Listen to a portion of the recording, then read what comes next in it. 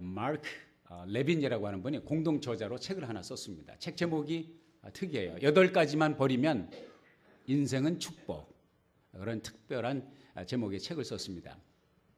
8가지만 버리면 인생은 축복이라는데 우리가 버려야 될 8가지가 뭐냐? 첫째로 나이 걱정이라는 거죠. 너무나 많은 사람이 나이 걱정하느라고 인생을 허비하고 에너지를 허비한다. 나이를 먹어가고 주름이 들어가고 몸이 쇠약해진다는 것이 인생이 초라해진다는 뜻이 아니라는 거죠. 나이를 먹는다는 것은 우리 인생이 그만큼 풍요로워지고 지혜가 더해지고 우리의 인생이 업그레이드 발전이 된다는 뜻이라는 거죠. 그렇게 받아들이라는 것이죠. 가는 세월을 자꾸 되받고 놓으려고 몸부림치는 것은 에너지 낭비고 우리 인생을 피곤하게 하며 우리의 삶 가운데 행복이 떠나간다는 것이죠. 두 번째 우리가 버려야 될 것은 과거에 대한 후회라는 것이죠. 어차피 되받고 놓을 수 없는 과거라면 그 과거가 상처가 있고 그 과거가 과오가 있어도 과거는 깨끗이 떠나보내라 이런 뜻이죠. 과거를 정리하지 못하면 오늘을 행복하게 살 수 없고 미래가 보이지 않는다. 그런 말씀을 하셨습니다. 용서할 거 용서하고 내가 저지른 실수를 그대로 받아들이라는 거죠. 그리고 과거를 정리하라. 그 다음에 세 번째 버려야 될 것은 비교 함정이라는 것이죠. 인생을 남의 일에 참견하고 남의 일 신경 쓰느라고 남의 것과 비교하느라고 자기의 삶에 집중하지 못하면 행복을 얻을 수가 없다. 다시 말해서 자기의 삶에 자기의 주어진 삶에 집중하라는 것입니다. 남의 것 참견하고 남의 것과 비교하지 말고. 그 다음 네 번째 버려야 될 것은 자격지심을 버려라. 자격지심 뭐냐면 자기 평가절하를 하지 말라는 거죠. 하나님이 각자에게 주신 삶의 분량이 있고 능력이 있다. 달란트가 있다. 남과 비교해서 자기 자신을 평가절하하지 말아라. 긍지를 가지고 신념을 가지고 살아라는 그런 뜻입니다. 그 다음에 다섯 번째 버려야 될 것은 강박감이라는 거죠. 강박감. 그 강박감은 뭐냐? 항상 내 1등이 돼야 되고 최고가 돼야 된다는 강박관념을 버리라는 거죠. 그 강박감을 버리고 최선을 다한 것에 행복을 느끼고 최선을 다함에 만족을 느껴라. 자족을 느껴라. 그러면 당신의 삶은 훨씬 더 행복해질 것이고 당신의 인생이 축복이라는 것을 깨닫게 될 것이라고 말하고 있습니다. 그 다음에 여섯 번째 거는 잠시 미루어 두고요. 다른 것을 해보겠습니다. 그것은 바로 개인주의라는 것이죠. 개인주의. 이 무슨 얘기냐면 모든 일을 혼자 하려고 하지 말아라. 인생이란 더불어 사는 것이다. 도움이 필요할 때 도움을 청하라. 상상 외로 더 많은 기회가 당신의 삶에 찾아오게 될 것이다. 그런 말씀을 해주고 있습니다. 그리고 또 하나는 막연한 기대를 버려라. 미래에 행복하려고 하지 말아라. 오늘을 행복하게 살기 위해서 힘쓰라 말을 하고 있습니다. 미래를 만드는 것은 오늘이라는 것이죠. 미래를 위해서 계획은 세우되 미래를 위해서 살지 말고 오늘을 살아가라 말을 하고 있습니다. 오늘은 미래를 위한 리허설이 아니고 오늘이 우리가 살아가는 삶의 현실이다. 그렇게 받아들여야 된다고 말씀하고 있습니다. 미래에 행복하겠다 결심하면 어쩌면 영원히 그 행복은 다가오지 않을 수가 있다고 말합니다. 여섯 번째 아까 제가 말씀을 잠깐 미루었던 것은 뭐냐면 제가 미루었던 것은 미루기입니다. 미루기. 자꾸 뒤로 미루는 그 미루기를 버려라. 그 악습을 버려라. 그런데 사람이 자꾸 미루는 그 미루기 습관의 이유가 무엇이냐? 완벽한 타이밍을 기다리기 때문에 미루게 된다. 두 번째로 실패할까 봐 두려움 때문에 미루게 된다. 그래서 실패를 두려워하는 그 두려움, 그것을 과감하게 깨치지 못하면 다시 말해서 이분은 뭐라고 말하냐면 실패를 허락을 해라. 실패할 용기를 가져라. 실패하는 것은, 실패할 수 있도록 허락하는 것은 당신의 행복을 위해서, 성공을 위해서 허락하는 것과 똑같다. 그런 말을 하고 있거든요.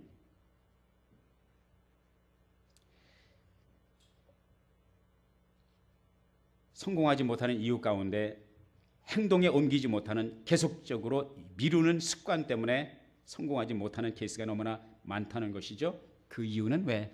두렵기 때문에. 그래서 이 두려움 때문에 액션을 계속 미루다 보면 이 두려움은 우리의 삶 속에 고착화된다는 거죠. 영구적으로 각인이 되고 이 두려움 때문에 아무것도 할 수 없다는 거죠. 그리고 인생은 무엇으로 점철되느냐? 갖가지 후회, 이루지 못한 꿈으로 가득 찬 후회에 막급한 인생을, 불행한 인생을 살 수밖에 없다. 이런 말을 해주고 있습니다. 여기 이분이, 이 두 분이 얘기한 것처럼 8가지 버려야 될 것, 행복을 위해서, 축복을 위해서, 그 가운데 하나가 미루기인데 그 미루기는 무엇 때문에? 두려움 때문이다. 사실 우리의 삶 속에 두려운 것이 많습니다. 우리는 매일 두려움과 직시하면서, 두려움을 맞닥뜨리면서 이 세상을 살아가고 있습니다. 지구촌에 사는 인간이 경험하는 그 두려움, 그 소위 말해서 공포증이라는 것은 도대체 몇 가지나 될까? 제가 궁금했습니다. 사람이 사람을 두렵게 하고 사람을 옴짝달싹 못하게 하는 그 두려움, 사람을 성공으로부터 지연시키는 그 두려움은 얼마나 될까? 문서화된 것만 해도 공포증이 530가지입니다. 그리고 700가지를 말하는 사람도 있습니다. 공포증 얘기해 볼까요? 고소공포증, 협소공포증. 협소공포증 있는 사람 엘리베이터 못 타는 거 아시죠? 고소공포증이 있는 사람은 비행기 못 합니다. 또 무슨 공포증이 있을까요? 예? 자폐증. 예. 그것도 뭐 어떻게 연결이 되겠죠? 오케이. 또 뭐가 있을까요? 자, 공포증.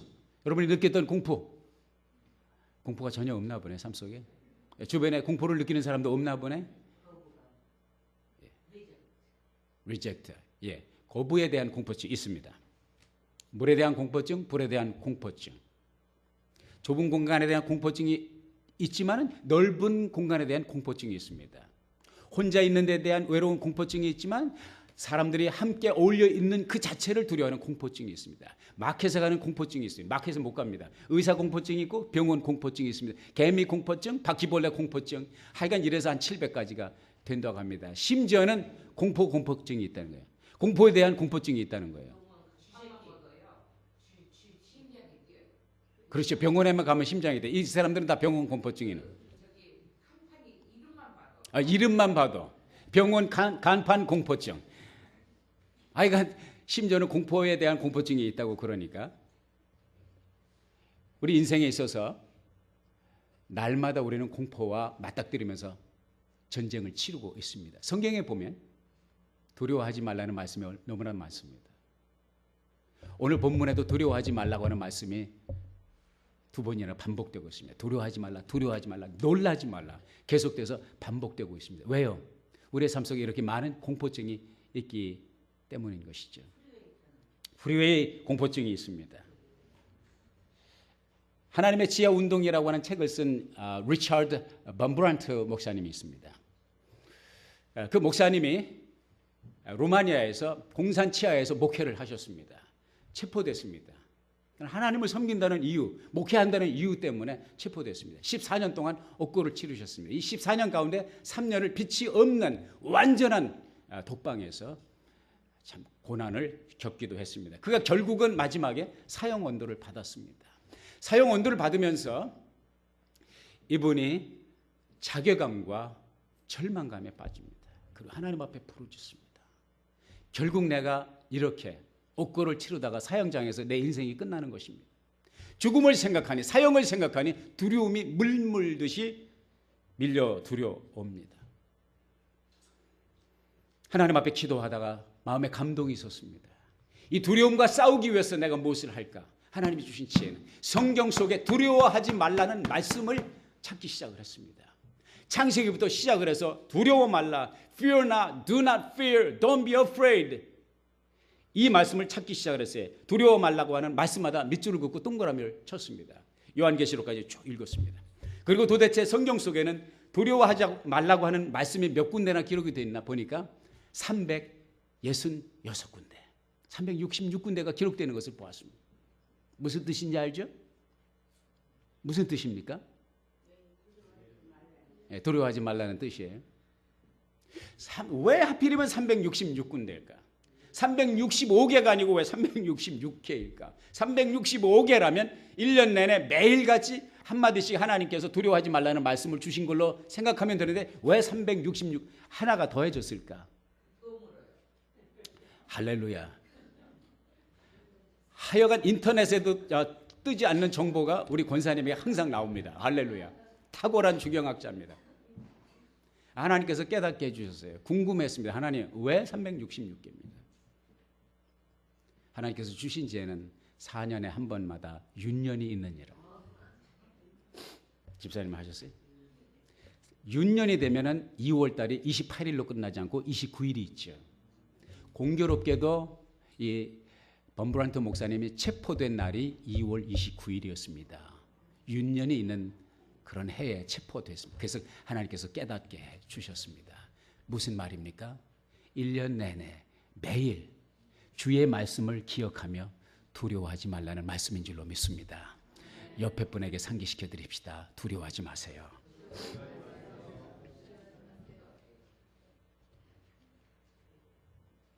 이스라엘 백성들은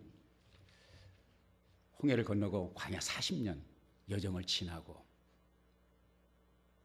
이제 모세의 이 신명기의 말씀은 모세가 마지막 이스라엘 백성들과 작별하기 전에 한 몇 편의 설교거든요. 이 듀드로노미 신명기라는 것이 하나님이 주신 명령, 하나님이 주신 말씀을 다시 되새겨보자 하는 차원에서 신명기를 주셨습니다. 이스라엘 백성들과 작별하기 전에 요단강을 건너기 전에 이스라엘 백성들에게 당부한 말씀이거든요. 이 말씀 가운데서 오늘 계속해서 반복해서 두려워하지 말라, 두려워하지 말라, 강하고 담대하라, 놀라지 말라, 떨지 말라 말씀하십니다. 왜요? 이스라엘 백성들이 앞에 가로막힌 요단이 있었고 요단강을 건너가면 모든 것이 해결되는 것이 아니라 요단강을 건너가서 맞닥뜨릴 적이 있거든요. 소위 말해서 가나안의 7 족속이 기다리고 있었습니다. 누누이 우리가 살펴보았지만은 가나안의 7 족속 가운데는 기골이 장대한 거인들이 수당한 거인들이 있었고 성들은 난공불락에 정복하기 힘든 그런 성들이었습니다. 심지어는 정탐꾼들이 돌아와서 하는 말이 우리가 그들과 비교해 보니 우리는 메뚜기입니다. 할 수 없습니다. 40년 전에 그 정보를 받았는데 이제 그들을 맞닥뜨릴, 잠시 후면 그들과 맞닥뜨려 전쟁을 치러야 되는 이스라엘 백성들, 두려움과 공포가 왜 없었겠습니까? 그럼에도 불구하고 그래서 하나님은 모세를 통해서 두려워하지 말아라, 놀라지 말아라, 떨지 말아라, 강하라, 담대하라. 금년도표 다시 한번 해봅시다. 강하고 담대하여라. 옆에 사람에게 강하고 담대하세요. 할렐루야. 이런 말을 할 때는 이게 표정이 관리가 돼요. 강하고 담대하세요. 강하고 담대하세요. 강하고 담대하세요. 이래가지고 안 됩니다. 강하고 담대하세요. 자, 눈에 힘을 주고 다시 한번 옆에 사람 강하고 담대하세요. 그러면서 하나님이 왜 너희들이 강하고 담대해야 되느냐 2가지 이유를 말씀하고 계십니다. 첫째는 내가 먼저 갈 것이기 때문이다.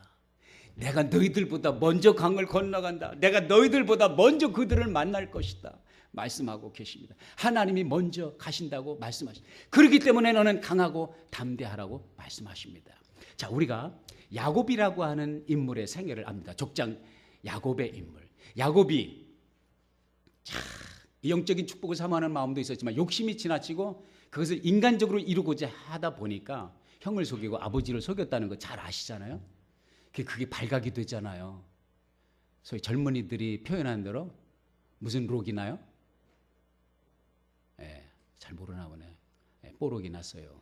뽀록이 났는데 그래가지고 형이 이제 자기를 죽이려고 이제 혈안이 돼가지고 찾는 것을 알게 됐죠. 어머니를 통해서 이 정보를 입수하고 그다음에 바로 도망자의 길을 떠납니다. 피난민이 됩니다. 망명 생활을 하게 됩니다. 외삼촌이 살고 있는 하란으로 가는 길에 해가 저물어서 베델이라고 하는 곳에 잠을 자잖아요. 얼마나 두려움. 집으로 돌아가면 형한테 맞아 죽고, 이곳에서 노숙을 하자니 광야에 늑대와 사자와 살짐승들이 있잖아요. 들짐승들이 있잖아요. 얼마나 두려웠겠어요. 그 두려움 속에 오지 않는 잠을 청하는데 잠깐 눈을 붙였는데 꿈을 꾸지 않습니까? 그 꿈에 하늘과 땅을 연결하는 사다리를 보고 그 사다리에 천사들이 오르내리는 그 기가 막힌 장면을 보잖아요.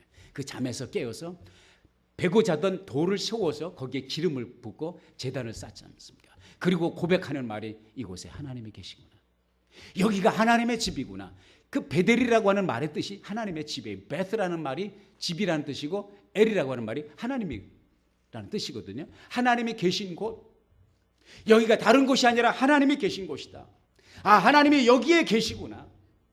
그러면서 그것에 하나님 앞에 기도합니다. 하나님, 나와 함께 동행하여 주옵소서. 나와 함께 하시옵소서. 내 앞에 무슨 일이 기다리고 있는지 모릅니다. 주님 함께 가여 주시옵소서. 그런 고백을 합니다. 이미 하나님께서는 야곱에게 그 꿈을 통해서 계시하신 내용은 뭐냐면 나는 이미 너와 함께 하고 있다는 그런 계시를 주신 거예요. 사랑하는 여러분, 여러분의 삶 속에 이미 앞서서 하나님께서 함께 하신 줄 믿으시기를 주의 이름으로 축복합니다. 요셉이 형들에게 배신을 받고 이집트로 알 수 없는 미지의 땅, 그때 나이가 17살이거든요. 17살인데 혈혈단신으로 부모와 함께 이민 초청을 받아서 가족 이민을 간 것이 아닙니다. 혼자 이민을 갔습니다. 이민 비자를 받아서 간 것이 아니라 끌려갔습니다. 노예 신분이 돼서 앞에 무엇이 기다릴지 알 수가 없습니다.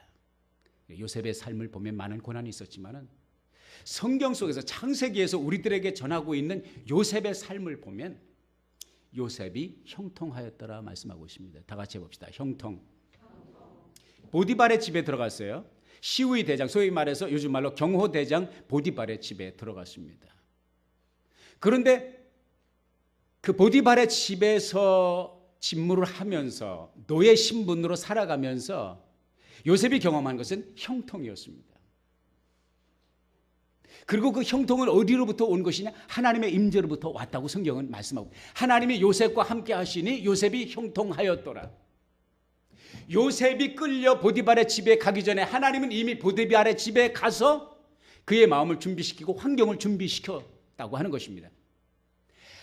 하나님께서 그와 함께 하시고 그의 삶이 형통했다는 것을 성경이 증거해 주고 있는데, 요셉이 주관적으로 내 삶이 형통하구나 그렇게 말하는 것이 아닙니다. 성경 말씀에 보니까 보디발이 볼 때에 하나님을 알지 못하는, 신앙이 없는, 유일신 하나님을 알지도 못하는 보디발이 볼 때 요셉의 삶에는 하나님이 함께 하는구나. 저가 신앙하는 하나님이 함께 하는구나. 하나님이 함께 하지 않으면 이렇게 풀릴 수가 없다. 하나님의 임재와 하나님의 형통을 보디발이 볼 때 입증할 수가 있었습니다.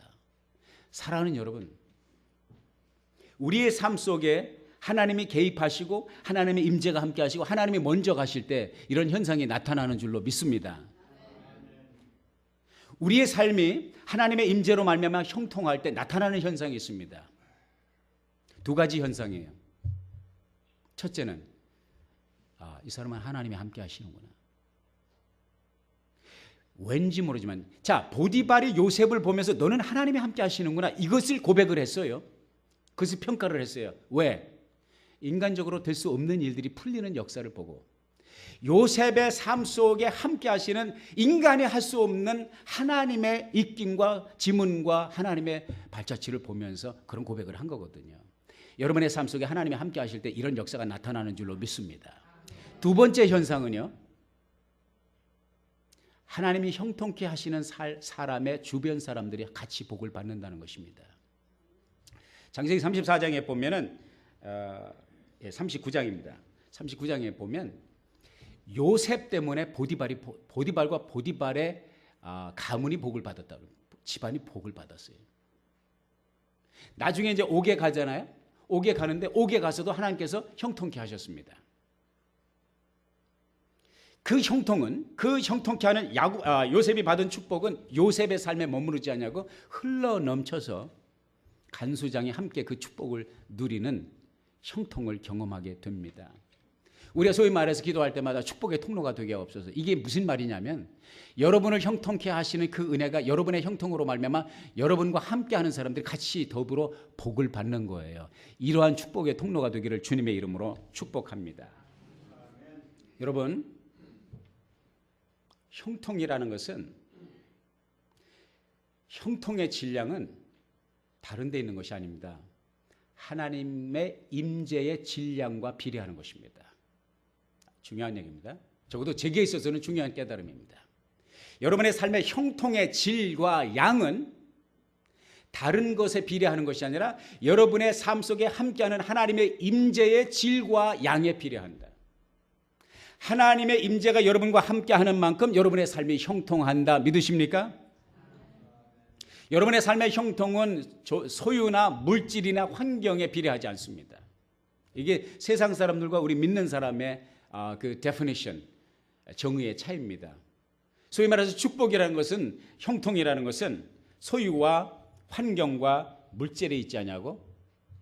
보세요. 그러니까 요셉이 종으로 살면서 형통하잖아요. 감옥 속에 있으면서도 형통하지. 감옥이라고 하는 환경 자체는 형통과 상관이 없는 거예요. 종살이라고 하는 환경 자체는, 그 신분은 형통과 상관이 없는 거예요. 그런데 형통하는 거예요. 왜? 하나님이 함께하니까. 그리고 그 하나님이 함께하는 임재가 있으니까 주변 사람들이 같이 복을 받는 거예요. 이러한 축복이 여러분과 함께하시기를 주의 이름으로 축복합니다. 여러분, 라면 중에서 제일 맛있는 라면이 무슨 라면인 줄 아십니까? 신라면. 또 라면 한 잡수 오셨네. 진라면. 예, 계속 이쪽 형제분들이 다 대답을 하고 있습니다. 같이 해봅시다. 함께 라면. 라면 중에서 제일 맛있는 라면은 함께 라면입니다. 그 함께 라면 중에서도 가장 강력한 라면이 무슨 라면인 줄 아십니까? 같이 해봅시다. 주님과 함께 라면. 주님과 함께라면 그 라면을 드시면 세상에 여러분을 감당할 자가 없습니다. 감당할 환경이 없습니다. 어떤 환경, 어떤 여건, 어떤 분위기 속에서, 어떤 여건 속에서 세상 사람들이 판단할 때 아무리 가난하고 아무리 역겹고 아무리 힘든 과정 속에서도 그 함께라면, 주님과 함께라면 그 라면을 먹는 삶에는 천하무적이 되는 줄로 믿습니다. 한 분의, 한국이 낳은 자랑스러운 한 분의 이야기를 여러분과 나누고 말씀을 정리하고자 합니다. 1944년 양평에서 태어난 사람입니다. 강영우라고 하는 소년입니다. 13살 때에 아버지를 잃었습니다. 중학생 때에 참 운이 없이 축구를 하다가 축구공에 얼굴을 맞아서 두 눈 망막이 파열되는 시력을, 망막박리라고 하는데 두 눈을 다 시력을 잃었습니다. 중학생의 나이에.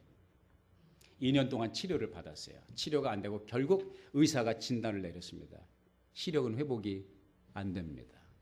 어머니가 너무나 충격을 받고 이 비보를 들은 이후 8시간 만에 뇌졸중으로 세상을 떠납니다. 사남매가 남았어요. 애들만 주르르. 누님이 있었는데 누나는 17살이었습니다. 밑에 세 동생을 간수하기 위해서 학업을 접어두고 평화시장의 봉제 공장에 들어갑니다. 2년 동안 일을 했는데 너무나 과로한 나머지 쓰러져서 세상을 떠납니다. 강영우와 동생 둘이, 남동생 여동생이 남았어요. 여동생은 고아원에 보냈습니다. 남동생은 철물점에 점원으로 일하도록 보냈습니다. 그리고 자기 자신은 당시 공안과로 유명했던 공병우 박사가 사제를 털어서 운영했던 맹인 부흥원에 들어갑니다. 거기서 점자와 한글 타자기를 배웁니다. 그리고 서울 맹학교 중등부 1학년에 들어갑니다. 그곳에서 봉사 일을 하던 석경숙 본명이 석경수. 나중에 강영우가 자기 아내 이름을 바꿔서 석은옥으로 바꿔 줍니다. 그 아내 될 사람을 만난 지 10년 만에 1972년에 연세대를 우등으로 졸업을 하고 미국 유학을 결심합니다. 그러나 벽에 부딪힙니다. 왜? 시각 장애인이라는 것 때문에 유학생 시험에서 탈락이 됩니다. 모든 꿈이 무산이 될 뻔한 그런 위기에서 문교부 장관 민관식 박사의 도움으로 가까스로 유학의 길에 오르게 됩니다. 미국에 와서 가진 고생을 하지만 그가 모든 만난을 극복하고 졸업을 하고 박사 학위를 받습니다. 자녀를 낳습니다.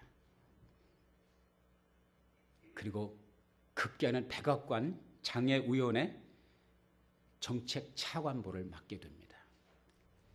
2001년부터 2012년 11년 동안 이 백악관에서 차관보 직분을 맡아서 영광스러운 아너러블이라고 하는 공식 경칭이 붙은 당시 미국에서 한국 사람으로는 최고의 국가 일꾼으로 발탁이 되게 되는 것이죠.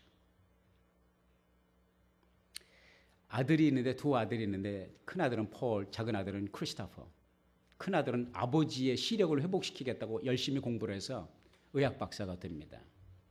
워싱턴 포스트지가 2011년도에 발탁한 미국의 최고의 의사 가운데 하나로 슈퍼 닥터로 선정이 되었습니다. 영광스러운 것이죠. 크리스토퍼, 그 둘째 아들은 대통령 선임 고문관, 법률 고문관이 되었습니다.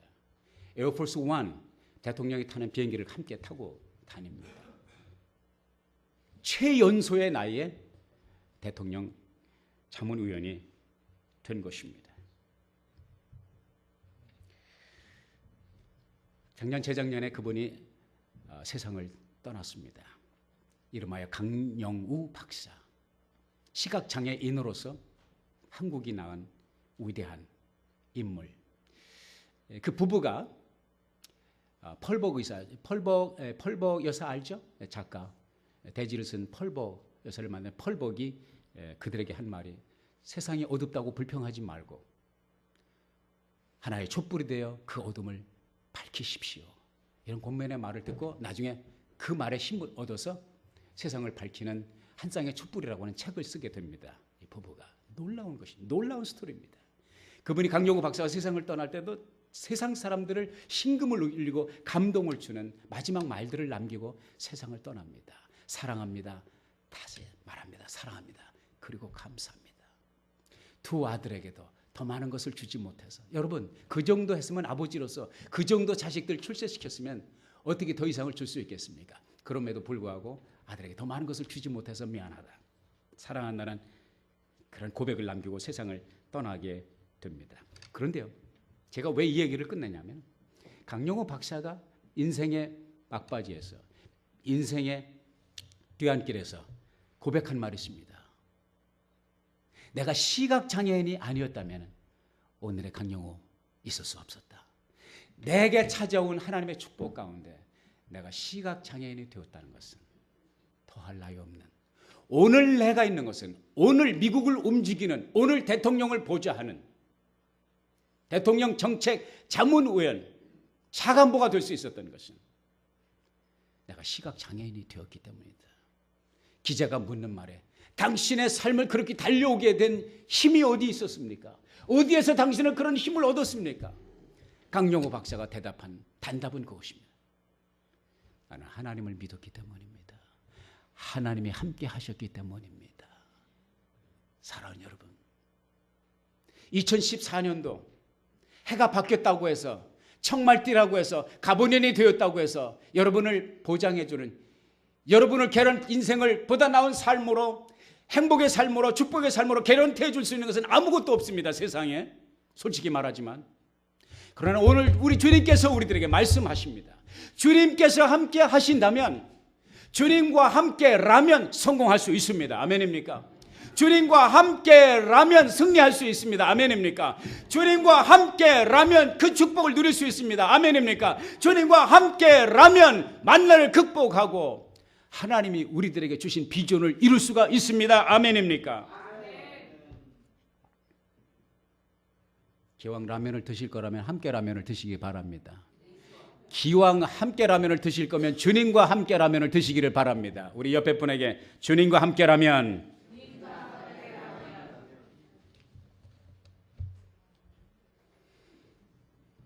어차피 한 세상 살아가는 거, 우리 인생을 살면서 우리의 일기장에 무엇이 쓰여질까? 스티븐 폴란과 마크 레빈이 말했던 것처럼 미래는 미래에 쓰여지는 것이 아니고 오늘 우리의 삶을 통해서 우리의 미래를 써나가는 것입니다. 우리의 운명은 우리의 오늘의 삶을 통해서 개척되어 나갑니다. 이스라엘 백성들에게 하나님께서 말씀하신 것은 이것입니다. 두려워하지 마라. 놀라지 말라. 여러분 그거 아십니까? 여러분이나 나나 우리의 삶을 뒤돌아보면 후회스러운, 후회 막급한 수많은 일들이 왜 생기는 줄 아십니까? 두려워하기 때문에, 놀라기 때문에, 겁먹기 때문에, 주님을 신뢰하지 못하기 때문에, 해야 될 일을 하지 못하고 미루고 또 미루고 아무것도 이루지 못하고 오직 겹겹이 쌓인 후회와 이루지 못한 꿈이 앞으로는 우리의 삶의 스토리가 되어서는 안 되겠습니다. 2014년도 인생의 새로운 스토리를 써나가시기를, 여러분의 일기장에 새로운 모티브가 생기를, 새로운 꿈의 실현을 적어나갈 수 있기를 주의 이름으로 축복합니다. 함께라면, 우리에게 두려워 말라, 강하고 담대하라 말씀하시는 주님과 함께라면 우리는 그 일기를 쓸 수 있습니다. 주님과 함께하는 축복의 삶을 열어가는 2014년도 되기를 예수의 이름으로 축원합니다. 기도하겠습니다. 아버지 하나님, 강영우 소년이 그런 열악한 환경과 삶의 조건 속에서도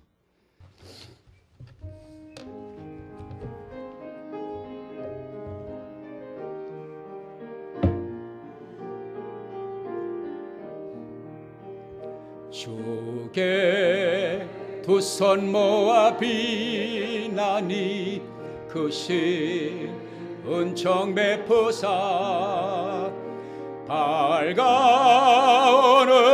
이 아침을 많이 비춰주소서. 오 주님, 모든 허물을 보혈의 피로 씻기어 하나님 사랑 안에서 행복을 갖게 하소서. 서로 믿음 안에서 서로 소망 가운데 서로 사랑 안에서 손잡고 가는 길, 오 주 사랑의 종소리가 사랑의 종소리가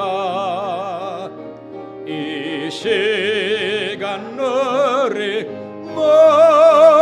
모두를 감싸게 하소서.